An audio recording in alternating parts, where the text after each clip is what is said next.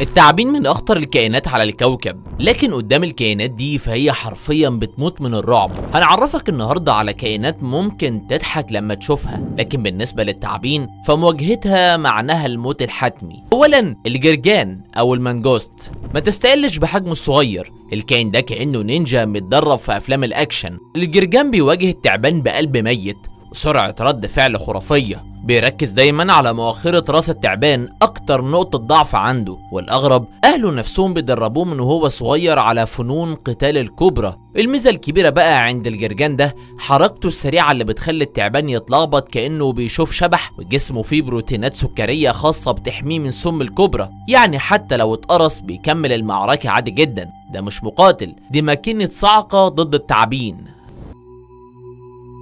غرير العسل ده بقى مش كائن، ده دبابة صغيرة، معروف انه اشرس الحيوانات على الارض، وبيهاجم الكوبرا من غير ما يرف له رمش. جلده سميك ومرن بشكل يخليه يتلوى ويهاجم حتى لو التعبان ماسكه، واللي بيخليه خطير اكتر انه شبه منيع ضد سم التعابين، يعني حتى لو اتلدغ هيغيب لحظة كده ويرجع تاني مكمل المعركة. غرير العسل مش بس بيهاجم، ده بيعض ويخربش ويدوس وبيرجع من الموت تاني. مش حيوان، ده فيلم اكشن من انتاج الطبيعة.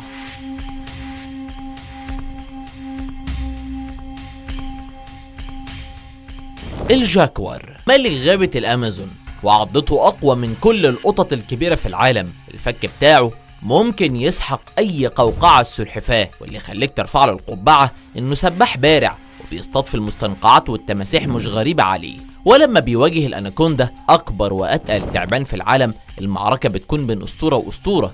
الجاكور بيعتمد على سرعة هجومه وضربته القاتلة في مؤخرة دماغ التعبان، يعني لا عضلات بس ولا سرعة بس، ده كومبو كامل من القوة والذكاء. القطة الوحش اللي جاية من الامريكتين، متخصصة في المناخات الجافة والصخرية، خصوصا لما تتعامل مع الافعى الجرسية. بوبكات مش بيتهور، بيراقب ويستنى اللحظة الصح وبعدين ينزل على التعبان بضربة سريعة على الراس ممكن تخليه يدوخ، وده غير انه شايف في الضلمة زي القطط تماما. يعني التعبان مش بس متضرب، ده متضرب ومش شايف اللي ضربه. نسر الافعى، نسر شكله طيب، لا ده صياد متخصص في اصطياد التعابين من على بعد كيلومترات. رؤيته حادة زي الليزر، وارجله فيها حراشف سميكة تحميه من اللدغ، ولما يقرر يهجم بينزل بسرعة البرق يخطف التعبان بمخالبه اللي كأنها سكاكين ويطير بيه وهو بيصرخ خدوني بدل التعبان. هجومه دقيق، دفاعه قوي، والنسر ده يعتبر الرعب الجوي الرسمي لأي تعبان.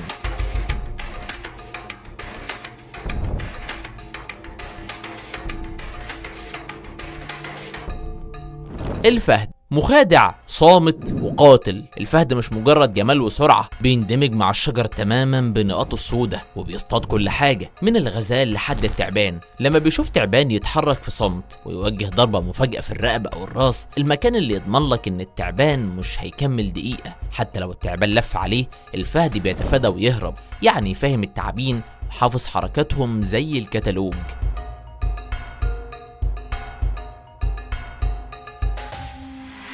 ده طائر السكارتر، ده مش موظف وزارة، ده طائر قاتل بينزل الأرض يفتش ويدوس. رجليه طويلة وقوية، وبيفضل يدور في السفانة وسط الحشايش لحد ما يلاقي كوبرا أو مامبا سودة، وبعدين ينزل عليها بركلات سريعة وقوية جدا بتوصل قوتها ل5 أضعاف وزنه. تخيل واحد بيركل تعبان كأنه بيكسر حجر، ضربة واحدة صح كفيلة تكسر الجمجمة أو العمود الفقري للتعبان. هجوم مرعب ودقيق جدا وفعال أكتر من مدرب كاراتيه معصب.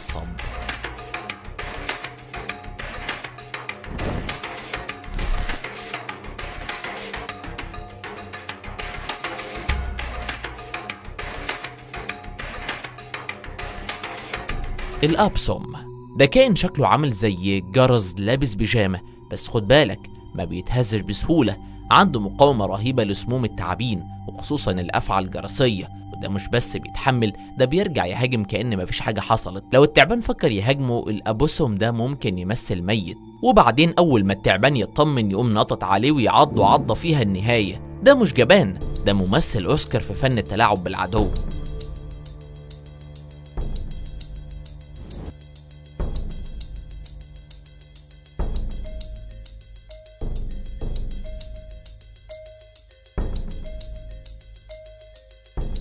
البومة.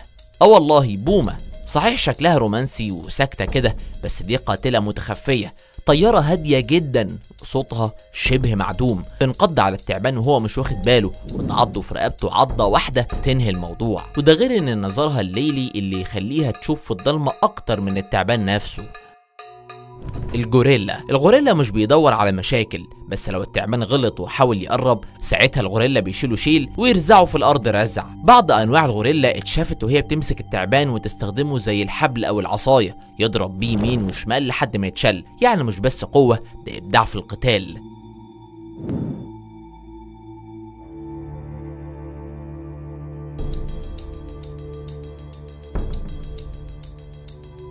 القضاعة أو ثعلب المية كائن ظريف ومحبوب، بس تحت المية سفاح محترف. لما يشوف تعبان في المية خصوصا التعابين البحرية ينط عليه ويبدأ المعركة. أسنانه حادة وتحكمه في الفريسة عالي جدا، وبيعرف يغرق العدو لو احتاج، يعني عنده أساليب مبتكرة.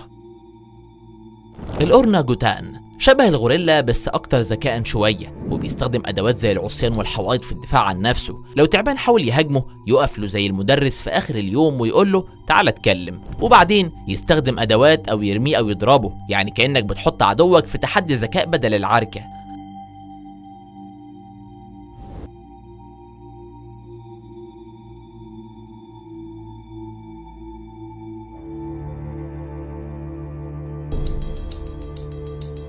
الكلاب البرية، الذئاب أو الكلاب الإفريقية، الهجوم عندهم جماعي، كل واحد فيهم بيشغل التعبان من زاوية زي ماتش كورة بالظبط. التعبان يتعب من كتر المراوغات، ولما يبقى مرهق ينقضوا عليه مع بعض كأنهم بيمثلوا مشهد أكشن. العدد الكبير والتنظيم بيخليهم فريق قاتل للتعابين مهما كانت ضخمة.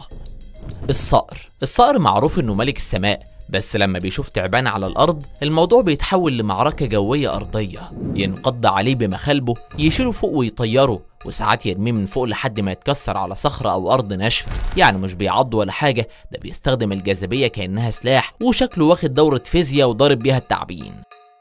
البشر، وأخيرا نجم القائمة الإنسان. البني آدم مش أقوى جسديا، بس عقله هو سلاحه. يخترع العصاية والسموم والفخاخ والحقن المضاد للسم. مش بس بيهزم التعابين، ده بيصطادها ويعمل منها أحذية وشنط كمان، ومع كل ده بيحافظ على توازن البيئة كمان، أو بيحاول يعني.